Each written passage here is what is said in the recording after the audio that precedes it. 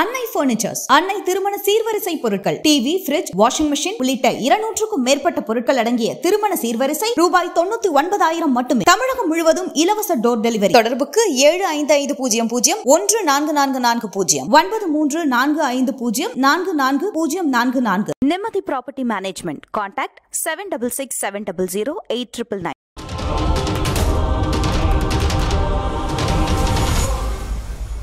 MRL Realty's Nature's Enclave Coastal Heaven theme-based resort villa plots ECR. மாதம் 10,000 வரை assured rental income. Lifetime free stay at resort. 30க்கும் மேற்பட்ட வசதிகளுடன். Call 9962888888. 2023ஆம் ஆண்டு உலகக்கோப்பை 50 over cricket தொடரை India நடத்தியது.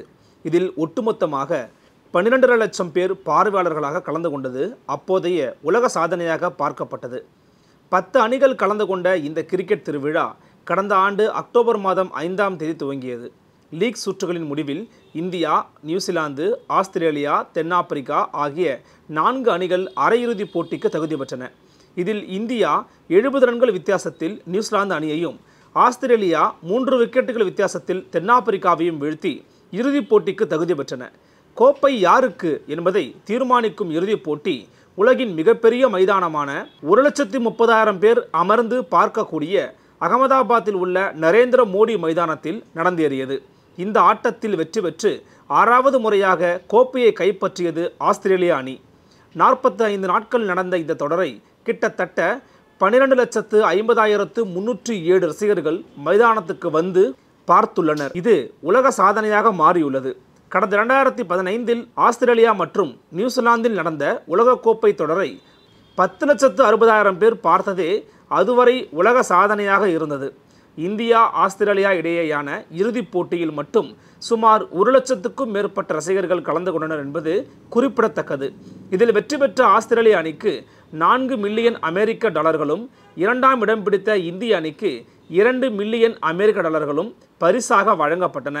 இந்த சூழலில்தான் நேற்று ICC ஒரு அறிக்கையை வெளியிட்டிருந்தது. அதாவது, இந்தியாவில் கடந்த ஆண்டு நடைபெற்ற ஒருநாள் உலகக்கோப்பை கிரிக்கெட் போட்டியால் இந்தியாவுக்கு 11,671 கோடி ரூபாய் வருவாய் கிடைத்திருக்கிறதாம். போட்டியின் ஆட்டங்கள் நடைபெற்ற நகரங்களுக்கு உள்நாடு மற்றும் வெளிநாடுகளிலிருந்து பார்வையாளர்கள் வருகை தந்த வகையில் சுற்றுலா மூலமாக ரூபாய் 7,229 கோடிக்கு வருவாய் கிடைத்திருக்கிறது. இதில் போக்குவரத்து வசதி, தங்குமிடம், உணவு உள்ளிட்டவையும் அடங்கும்.